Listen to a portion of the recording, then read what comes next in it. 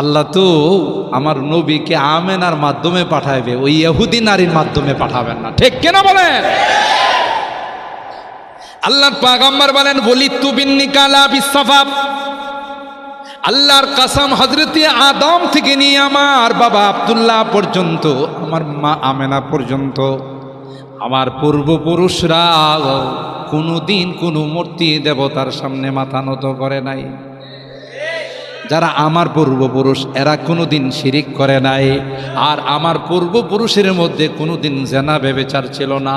আল্লাহ পাক আমাকে যেহেতু এই বংশে পাঠাবেন, এই জন্য আল্লাহ বাছাই করে তাদেরকে নির্দোষ করে সতীত্ব রক্ষা করে আল্লাহ আমার পর্যন্ত নিয়ে আসছেন।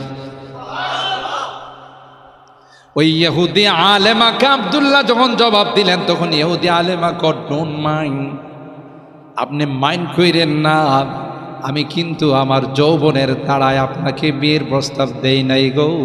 দূরের থেকে আপনার চেহারার দিকে তাকাইছিলাম। আসমানি কিতাব তাওরাত আমি পড়েছি, ওই তাওরাতের বর্ণনা অনুযায়ী বিশ্ব নবী যার ঘরে আসবে আপনার চেহারা দেখে মিলাইতেছিলাম গো, আপনার পেটে থেকে বিশ্ব নবী দুনিয়াতে আসবে। আল্লাহু আকবার বলেন। তাই ওই ভাগ্যবতী নারী,